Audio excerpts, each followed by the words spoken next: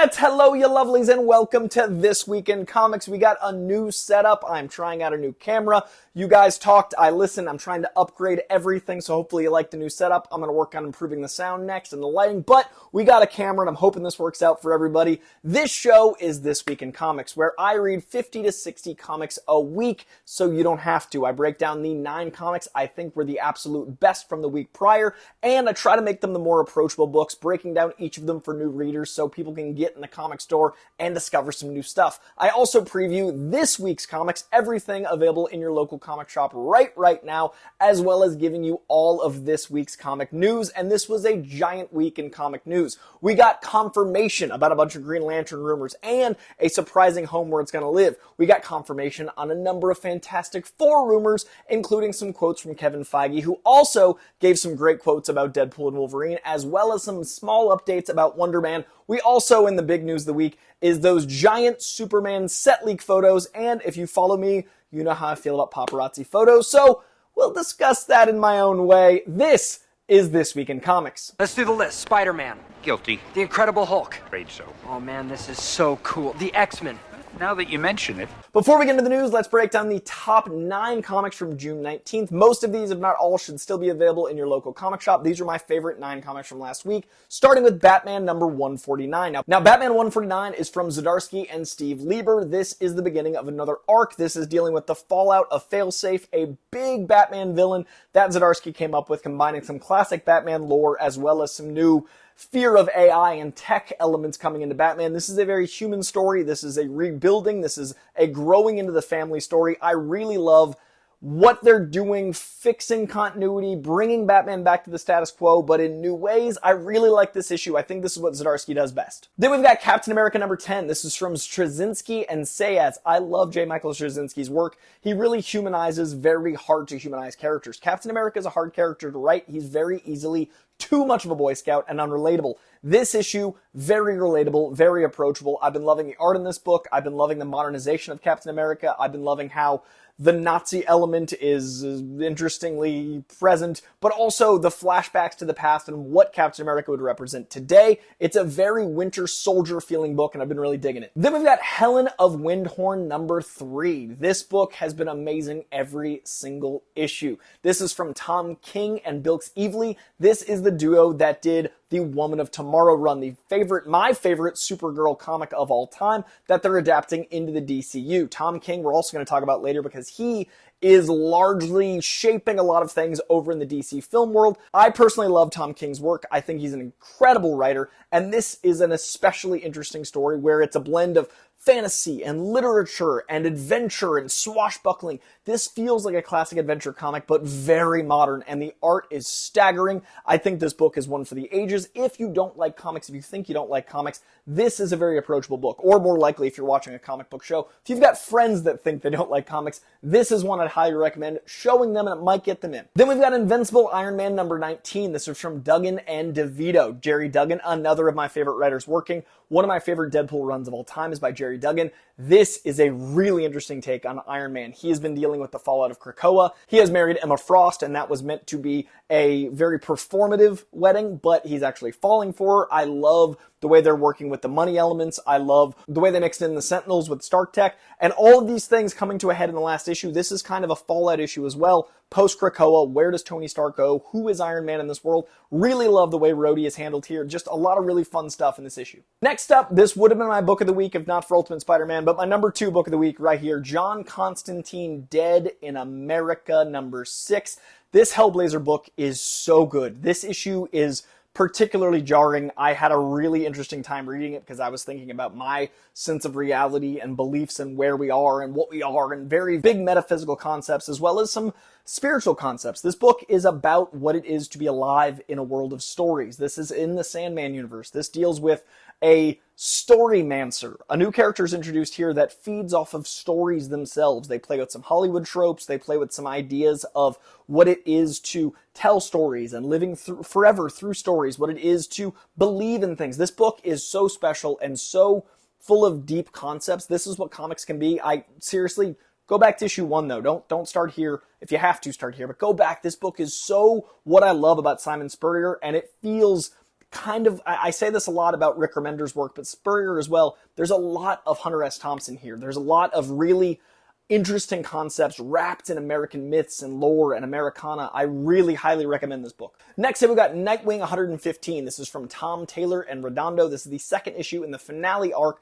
of the iconic Taylor Redondo run. This is my favorite Nightwing run of all time. Just like I was talking about Supergirl before, there are certain runs that capture the essence of the character in a really succinct, streamlined way, and this to me feels like Nightwing. I love how interesting it's been, how they kind of play with the Batman tropes of why doesn't he use his money to fix the city instead of making him a bat that punches the mentally ill. This is Nightwing doing that, and how that doesn't always work, and that coming back to bite him, and Nightwing inheriting money from Alfred was fascinating. How he used it was more fascinating. The art has been incredible. The sequential art, the cover art, the big splash pages, the use of art in this book has been amazing. This is the big conclusion of the big bad introduced in this run, and the conclusion of all the things that Nightwing has done for Bloodhaven. Love this run. Tom Taylor is absolutely one of those writers that I'll read anything he does, and I think his Nightwing is some of his best work. Then we've got Sensational She-Hulk number 9. This is unfortunately the second to last issue by Rowell, and man, she has crushed. The art by Jen Olay is warm and pleasant, but still action-packed. The writing by Rowell is so rom-com, so full of heart, so full of romance. There's not a lot of romance in comics, especially Capes comics. This book has Cape romance, and it feels authentic to the character. It's funny, it's adventurous, it takes place in space a lot of the time. The man she's dating is someone that took away her powers and almost killed her once. There's so much intrigue and back and forth, and the whole thing knows it's fun. I really like the joy this book brings. If you like romance comics, if you like kind of teen-centric, fun, silly hijinks, this book has been a delight, and I'm really bummed it's ending next month. All right, we're down to our last two, and they're both absolutely incredible. Next up, we've got Ultimate Spider-Man number 6. This concludes the first arc of Ultimate Spider-Man. This new run of Ultimate Spider-Man by Hickman and Checchetto has been, I think, on par with the OG Ultimate Spider-Man, and that is the highest praise I can give, because that OG Ultimate Spider-Man is my favorite run of all time. The fact that this is as good as that is insane. I'm getting just the same rush of waiting week to week for that to be the week that Ultimate Spider-Man comes out. I love the new versions of these classic characters. I love this new take on Spider-Man. I love that in the 2000s, the early 2000s, they made Spider-Man young again. They made him 15. He'd been an adult in the mainstream titles for a while. Now, it feels like he's kind of immature in the mainstream titles, and they made him an adult here. They inversed it. He's got a family. He's got a beard. He's in love with his family, but he doesn't get bit by the spider, and instead, his responsibility element comes after he's formed a sense of being, and because of that, Uncle Ben is alive. Uncle Ben is running a newspaper with Jonah Jameson. The villains are incredible. His friendship with Harry Osborn, who's with Gwen Stacy, because again, if he didn't become Spider-Man as a teenager, he doesn't have Gwen die or Ben die or any of those elements. So you get an entirely new Spider-Man, and you get new takes on Kingpin. This Kingpin issue is amazing. I could talk forever about Ultimate Spider-Man. I might make an Ultimate Spider-Man video. Leave a comment below if you want me to talk just the first arc of Ultimate Spider-Man as its own breakout video. I might do that when the trade comes out, because that trade is dropping on September 10th.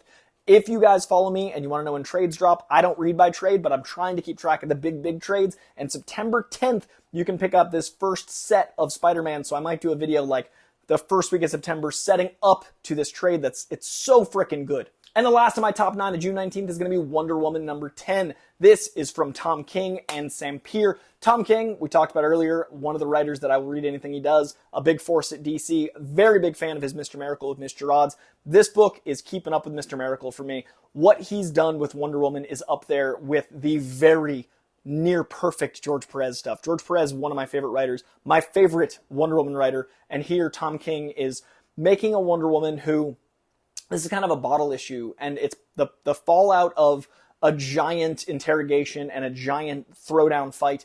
And this is just her and Cheetah on an island, and that relationship and that love and the essence of who Wonder Woman is, and her strength and her gentleness in that strength, and her not being able to be put in a box. I'm trying to describe her, but the whole issue is about her not being able to be narrowed down to one thing. Batman, Superman, Wonder Woman, the Holy Trinity. This character is very different, and her villain is very different accordingly, and it's psychologically breaking down their relationship and each of them while being an issue contained on an island. Fascinating stuff. Really big fan of this. Check out Wonder Woman. Go back to issue 1, but if you need to, you can start with issue 6, but I'd go back to the beginning. This whole run's been great, and those are my top 9 issues from the week of June 19th. Let me know in the comments below what, if any of these, you checked out, which ones you liked, what you're reading right now. I want to know. I want this to be a conversation like the back of a comic store where you're talking about the books you're digging. Let me know in the comments below. Now, let's get into the news. All right, the first bit of news before we get into Superman and Green Lantern and all those things is we got a Batman Caped Crusader trailer today. It looks amazing. It is the spiritual sequel to Batman the Animated Series. It has a lot of the same creators of that original animated series, and as hard as it is to not have Kevin Conroy as Batman anymore, who is Batman, it is amazing to continue this story on, and it is an amazing voice cast. I'm so excited. This looks like a modern take on that original animated series. That animated series is timeless. It's not like that wasn't modern, but this feels like a reprisal. It feels like a noir detective story just like that was. It feels like new takes on these villains. I love the Harley Quinn design. I love the aesthetic and the vibe of the show. The trailer, if you haven't seen it yet, is amazing. Inexplicably, Warner Brothers let this show go. Amazon picked it up, so it's going to be on Amazon on August 1st. It looks incredible. I don't want to give too much away. Go watch the trailer. If you want me to review that show here on this channel, if you want me to be covering Batman Caped Crusader starting August 1st, leave a comment below if you're interested. I'm very curious about it. I'm personally super excited. All right, let's talk about those Superman set leaks. Let's go from Batman Red into Superman. And you know what? This is probably going to upset a lot of you, but I'm not going to show a single one of those Superman photos. And I wanted to address this because I knew if I did a This Week in Comics and I didn't address it, all of the comments would be, what about the Superman set photos? I personally, and this is my way I run things, I don't like paparazzi photos. I don't like sharing them. I don't like supporting them. I don't like encouraging them. I think paparazzi in life are vultures. I think they are extremely detrimental to society. I know it's just a job, any excuses you want, but I personally think they're detrimental. I know a lot of people leverage them. I know a lot of reality TV, TikTok, whatever folk like that element, but I think it's gross. Now, if you got a movie set, I think it's more gross because I love the positivity it's caused the last couple days. I will completely own I've been enjoying the celebration of Superman because these look amazing. These photos are fantastic. And everyone on Twitter, most everyone, not everyone, but so many people are celebrating how amazing they look. You'll never get to unsee those photos, and you'll always have a little bit of context going into the Superman movie that is unfinished.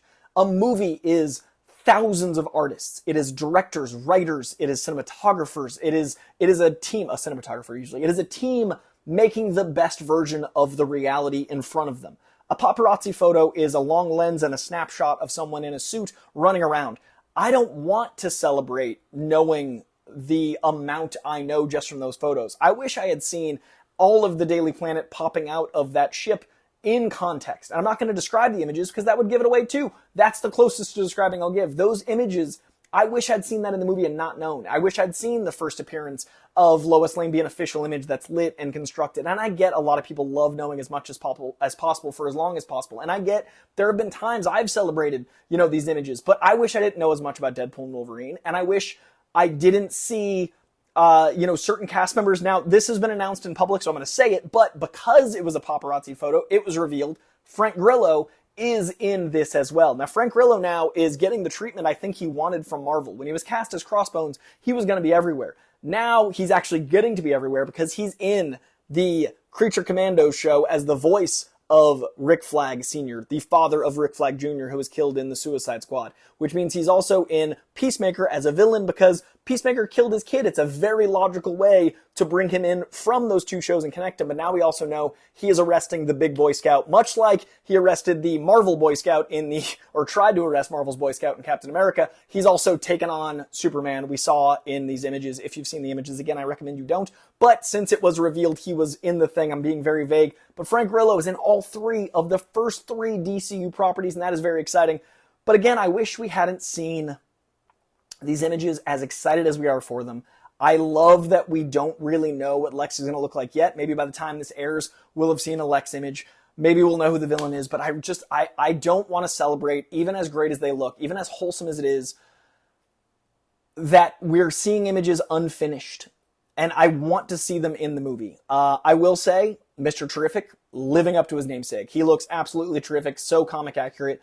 I want to share the moment there's official images of this. The moment that someone has lit them how they want, shared them how they want, edited them how they want, framed them how they want, I will be sharing the official images. Because that's how I think promotion should work. I don't care if Warner Brothers, I'm not saying they did this, but I don't care if Warner Brothers themselves hired paparazzi like some conspiracy theorists think that like, oh, they're doing it to get press. I don't care because it's not in context. And it is cool to have images that look like Superman exists in real life just walking around. That is awesome. And I've saved 3 images to my phone, so I can be like, that's crazy exciting, and I love that we see the yellow shield on his back. But if I had it my way, I would never have seen one of those images. And since I already have, I can't unsee them, so I'm going to celebrate them. But I'm not going to share them here because it's my show, and it's my prerogative to not ruin those moments for anyone else. So stay off the internet if you want to go in as blind as I wish I could. My job is very internet-based, and I'm sure people are going to be upset in the comments and, well, it's part of it, blah, blah, blah. It's not for me. So I cannot wait to see them as they're meant to be seen. I cannot wait for this movie. It's one of my most anticipated movies of all time. I've been more excited for this DCU than I've been about most things in film. I think James Gunn makes art, man. I think he gets comic books, and I think he gets Superman how I see Superman. He's an archetypal character. Everybody sees him differently, but personally, this is how I see Superman just from these moments. I cannot personally wait, and I'm sorry if you wanted me to talk about it more. But once there are official images, I'm going to be covering it right here. So we'll get into those then. Let's stay with DC though and talk about Green Lantern. Green Lantern, the show, has been picked up to series, not getting a pilot that's going to be reviewed and whatnot. It's going to series, and we got confirmation on the writers. Now, this was confirmed a few weeks back by James Gunn after there was a leak. We are getting Chris Mundy of Ozark. We are getting David Lindelof of Watchmen and Lost. We are getting Tom King of Comic Lore, Supergirl, Mr. Miracle. We're getting a lot of huge names on this Green Lantern show. But what I'm really excited and curious about is it's going to be airing on HBO. It's not HBO Max. It is HBO. And they killed the HBO name. If you go on HBO Max, it's called Max. So one, they're bringing back the HBO branding, which is fixing a mistake that was foolish. HBO is one of the most like, well, that's an iconic brand. Why would you ditch that? That was foolish to begin with, but they're bringing back. And it looks like it's going to be on TV. We're getting a Green Lantern show that's not just streaming. It's going to be on HBO itself.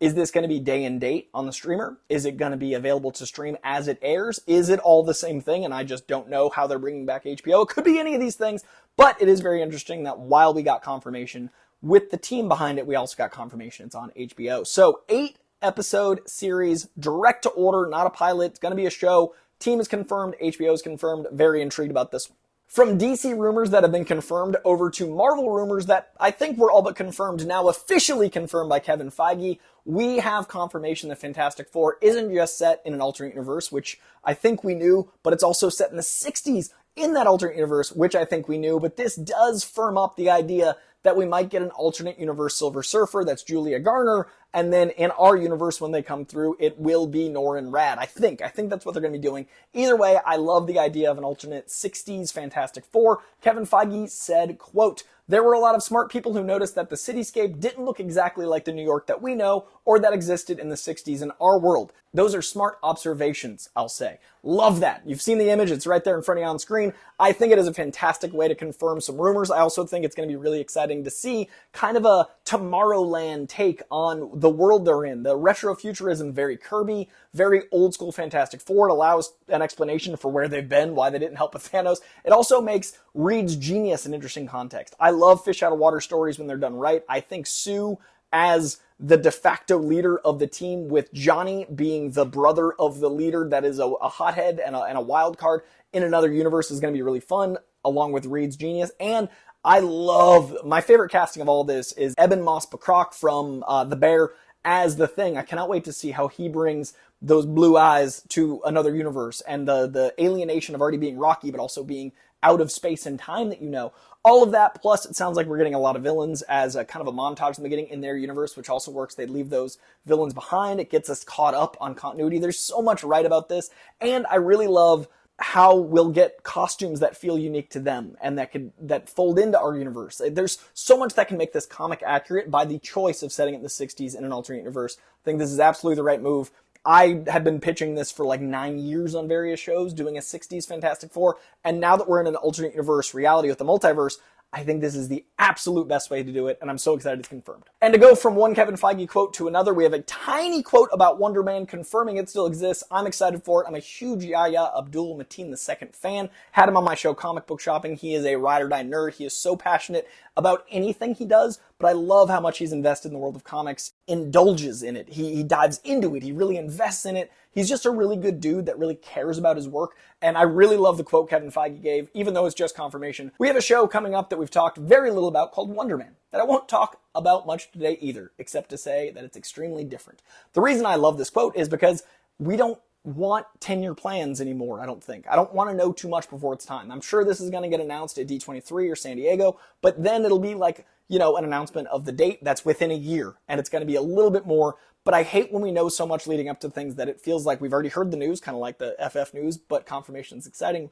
But I really want them to go back to focusing on 1 to 5 things at a time. And Wonder Man is something I'm excited for. All we now know, extremely different. Exciting to go from there. And I'm hoping these announcements at San Diego, if they're there, and definitely at D23, reveal just enough to get us excited, but not so much that they're trapped in continuity or trapped in these timelines. Very excited for Wonder Man. And the final quote from Kevin Feige is a long one. In talking about Deadpool and Wolverine, he talks about his emotional connection to the characters, especially Hugh Jackman coming back as Wolverine. Kevin Feige is a ride-or-die X-Men guy. He started on X-Men. He was a producer on X-Men back in 2000. He was producing on it 26 years ago. He talks about that, and he talks about how he's kind of playing in Ryan's sandbox now. How the Deadpool world is very different from Marvel, very different from X-Men, very different from the MCU. Kevin Feige, in diving in all this, said, quote, "We had nothing to do with the first 2 extremely successful Deadpool movies. Marvel Studios had nothing to do with those," Feige said. "So in a way, we were playing on Ryan's turf. We were playing on somebody else's sandbox.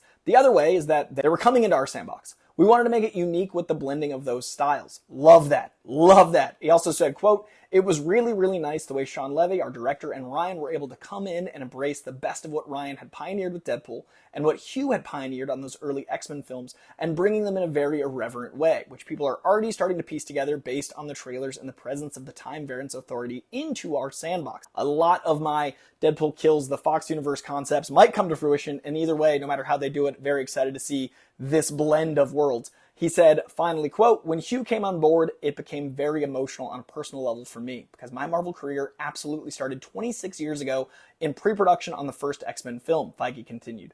"I was a part of X-Men 1 and X-Men 2, and really the first 3 to a certain extent, before we had the honor and privilege of becoming Marvel Studios and developing the MCU. I had not seen Hugh in a while, and certainly had not thought about Wolverine or the X-Men as something that we could do ourselves for many, many years. We're very proud of it. The entire thing is just as gory and just as foul-mouthed and just as R-rated as you would expect, but it's also extremely endearing and emotional. I think people are going to leave excited to go and watch it again." Okay, rewatchability is exciting to think about. The gore and blood, it's Deadpool, it needs to be. But what I'm really excited about is people think about Deadpool as funny, but to me, he's funny because of the heart of Deadpool. What he brings is this broken man who wears a mask to protect you from seeing his face, not to protect his identity. And I love that an emotional character like Deadpool can be a swan song for the X-Men. These characters have been with us for 25 years in movies. I love that we're getting to say goodbye in a way, and maybe they come into Secret Wars, but some of these characters will get a swan song, and I love that Deadpool is the character to do that, because the comedy is going to allow it to be fun. The irreverence is going to allow for insane cameos like Multiverse of Madness, but the heart and emotion is going to allow us to feel for these X-Men that we grew up with, that allowed us to have the MCU. I consider Blade, X-Men, and Spider-Man the 3 things that allowed the MCU to happen. X-Men came out in 2006. He was just saying, X-Men 3 he was working on, X-Men came out in 2000, X-Men 3 came out in 2006. X-Men The Last Stand was only 2 years for Iron Man. So wrapping up that and going into this world, drastically different change, but it was because of the foundation of those movies. Very excited to see them blend those worlds, those tonalities. All these things have me super excited for these movies. It is almost Deadpool month, and I will let you guys know here, Deadpool month, I'm going to take very seriously on this channel. I'm going to have what to read before it, dealing with Deadpool, Wolverine, X-Men comics. I'm going to have what to watch, dealing not just with the Fox Marvel movies, but also Ryan Reynolds movies you might not have seen, Hugh Jackman movies you might not have seen, Sean Levy movies you might not have seen. I'm going to break down lots of Deadpool stuff leading up to it. I'm going to do a who the fuck is that? I'm going to do the who the bleep is that girl with Cassandra Nova. I did one for X-Men 97. Excited to dive into Cassandra Nova. Stay tuned to this page for like 2 to 3 videos a week on Deadpool if I can make the time. I'm very excited for Deadpool month. It is coming up in a week. We are a month out from Deadpool, so getting into that. But without further ado, let's look at the comic books available at your local comic shop today, June 26th. Let's get into them. All right, let's preview the comics that are available right now at your local comic book shop the week of June 26th. And it is the 4th week of the month in a 4 Wednesday month, which is usually the biggest And in this case, it is absolutely the biggest comic week of June. We have like 60 to 70 books I'm going to be checking out this week, and they include, from Marvel, we've got Black Widow and Hawkeye number 4, dealing with a team-up, very espionage heavy, a lot of fun. Blood Hunt number 4, we're reaching the end of the big summer event dealing with Blade and vampires and all sorts of bloody goodness over at Marvel. We've got Daredevil number 10, he's dealing with fighting his own sins in an all-new way. We've got Little Marvels, it's a giant-sized Little Marvels though. If you're looking to get your kids into comics, Little Marvels is a very fun, very approachable time. We've got Helverine number 2, I was shocked at how much I liked number 1. This is Ghost Rider, the Spirit of Vengeance in Logan. This is Helverine. We've got Jackpot and Black Cat number 4. I don't know why Mary Jane needs powers. She's a perfectly interesting and very, very powerful character without powers, but, you know, they feel like she needs them. I'm not a fan, but I do love Black Cat books, and Jed McKay writes her very well. Phil Noto art is also gorgeous. We've got Midnight Suns Blood Hunt number 2, tying the Midnight Suns into the giant Blood Hunt bloody event. Makes sense. A lot of supernatural stuff over there. We've got one of my favorite books out right now, Spectacular Spider-Man number 4. This is a Miles Morales and Peter Parker team-up book together. It is Humberto Ramos art, and it is Greg Fraser writing. This book is the writer of the Sensational Spider-Man cartoon, the Gargoyles cartoon, and it is Miles and Peter. It's so fun. It is everything you want in a Spider-Man book. Really digging it, and great art. We got Spider-Gwen Ghost Spider number 2, bringing Gwen into our world of the 616 universe, where she's actually stuck here in our world instead of her Spider-Gwen universe.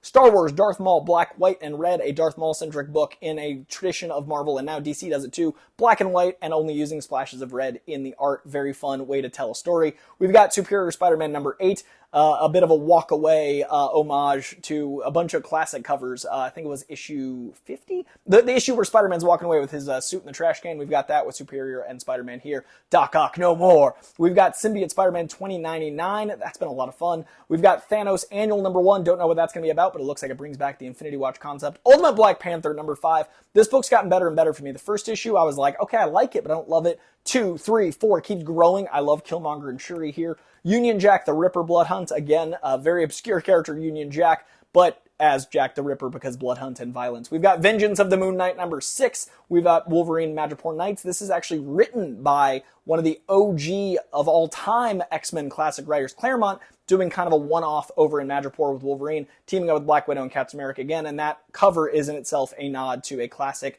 Jim Lee cover of a solo one-off mission between the three of them. X-Men 97, number 4. If you like the X-Men 97 show, this is actually filling in continuity in that universe. It's taking place in that universe, but as a comic, highly recommend it. Good, pretty much all ages book there as well. X-Men Blood Hunt Magic number 1. Love magic, supernatural stuff. Totally makes sense. She'd be involved in Blood Hunt. And finally, X-Men Era of Apocalypse number 2. Apocalypse trying to find who's going to take over the reins for his apocalyptic goals. Over at Image Comics, I am elated to say that Department of Truth is back. Issue 23 drops this week. My most anticipated book to come back since Ultimate Spider-Man was getting announced as a comeback. I love Department of Truth. It's one of the best books out there. It deals with a world where if you believe something enough, it becomes real. If enough people believe in Sasquatch, there are Sasquatch out there. This is a group, a government group, trying to stop conspiracy theory to control what reality is, and another opposing group trying to plant reality and cause things. It's a great way to talk about, fake news, but to a terrifying scale. It's very X-Files. I adore this book. It's been off the shelves for like 2 years. Cannot wait for it to come back. We've got Drawing Blood number 3 from Kevin Eastman, creator of the Turtles. We've got Feral number 4. What a weird time, man. Cats just escaping all sorts of rabies hijinks. Very intense, Homeward Bound-esque story. We've got a G.I. Joe, a Real American Hero issue. We've got Grommets number 2. You guys know how much I loved Grommets number 1. It's a skateboarding book, and it's very down to earth and real. Feels very Lords of Dogtown. We've got Kingspawn number 35, Monstrous number 52, Knights number 8. Very fun mix of characters getting into adolescent hijinks. We've got No One number 9, continuing an original hero story that also ties into a podcast. Very noir true crime feeling, but with superhero stuff. We've got Rat City number 3. We've got Redcoat number 3, continuing that Ghost in the Machine imprint over at Image. I love everything in this imprint so far. Red Hook is no exception. Rook Exodus also in that imprint. Really fun dystopian tale dealing with people that kind of bond with animals to survive in a world broken. The Sacrificers number 9, another of my most anticipated of the week. Rick Remender telling the story of basically families always have to have one child they set aside to sacrifice to the gods so the gods stay young. And in this case, that child gets away and reveals the truth. And it's very Soylent Green as people, but badass and intense. We've got Self-Help number 1. Don't know what this book is, but I know it's a new Image number 1, so I'm going to be checking it out.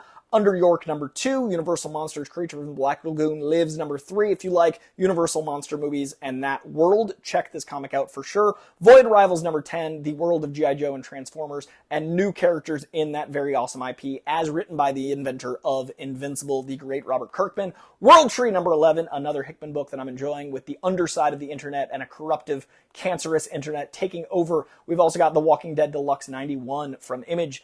Over in the world of DC, there's more Image books this week than DC books. I have not seen that happen in a very long time. This is in order of the number of books out that week. So over to DC, we've got Absolute Power Ground Zero number 1, Action Comics number 1066, the second to last issue of all of the insane House of Brainiac stuff. We've got Batman the Brave and the Bold number 14. That's an anthology book, so it's very approachable. We've got Detective Comics number 1086, continuing this Batman as kind of a demon that survived death itself. We've also got The Flash number 10, very existential book, a lot of cool concepts with the Speed Force itself as a sentience. We've got Green Arrow 13, his family dynamic, always interesting, and now he's working for Waller, very interesting. We've got Harley Quinn 41, you guys know how much I love Harley Quinn and all of her hijinks. We got the Penguin number 11, the second to last issue of Penguin.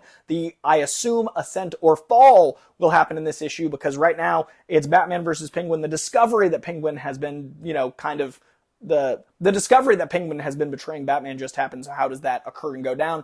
Power Girl number 10, Primer number 4, Superman 15, I think that's the last issue in the House of Brainiac stuff, and one of my most anticipated of the week over at DC is Zatanna Bring Down the House. A black labeled Zatanna book has me very excited. I love Zatanna. It's a new number 1, so you can just read this issue. No prior knowledge required. Get after that Zatanna book. Over at Dark Horse, we've got Anansi Boys. This is a Neil Gaiman book as written by my buddy Mark Bernardin. Very intrigued by that with a David Mack cover to boot. Hell yeah. We've also got Blue Book 1947-5. We've got Ghost Riders Back in Town number 4, Lester of the Lesser Gods number 2, Operation Sunshine 3, Resident Alien The Book of Life number 1, new number 1 over there, as well as Star Wars The High Republic Adventures, Saber for Hire number 3, and William of Newbury number 2. Over at Boom Studios, we got Animal Pound number 4. Been enjoying that societal political intrigue book, but with cats and dogs, written by Tom King. Dune, House of Corano, dealing with the giant lore and myths and madness of the Dune universe. Grimm 18, Mighty Morphin Power Rangers 121. Rare Flavors number 6 is a crazy book dealing with the importance of tasting life, but it's got a cannibal in it, and it's very interesting. It has literal recipes and also existential musings, and the art is stunning. Something is Killing the Children, number 38, is adored. This is an anthology arc within Something is Killing the Children, going back through Erica's prior hijinks. So you could pick up 36, 37, or 38 at any point and just read that issue, see if Something is Killing the Children is right for you. Imagine Harry Potter, but instead of magic, it's kids that can see monsters, and only kids can see monsters, and after you've seen your parents or whoever killed, you're enlisted in a school to trained to kill these monsters. It is a crazy universe, and I highly recommend Something is Killing the Children. And then IDW's got a cool couple things. They've got some Godzilla books, some Sonic stuff, and then Dynamite has some cool stuff. They've got an Army of Darkness Forever, some Garbage Pail Kids, and then my big indie of the week from a very deep-cut indie publisher, from Artists, Writers, and Artisans Incorporated. I've been loving this You and I book, and issue 5 is out. The only problem with this 4K camera is now you can see when I'm very tired and very sweaty because AC is loud. But that is going to do it for my comics of the week of June 25th. Let me know in the comments below which of those 60 to 70 books you're going to be checking out. And your homework for the week, my dear lovelies, is what is your favorite piece of comic book memorabilia you own? Do you have a Deadpool life-size bust that you put hats on? Do you have awesome skateboard 2099? Like, what is your comic memorabilia that you hold near and dear? Or, no, we'll save that for next week. But what is your favorite non-comic book item of comic book thing that you love? How did you get it? Let me know in the comments below. Again, turning this comment board into a comic book store. Want to hear from you? Let me know. All right, much love. See you guys soon.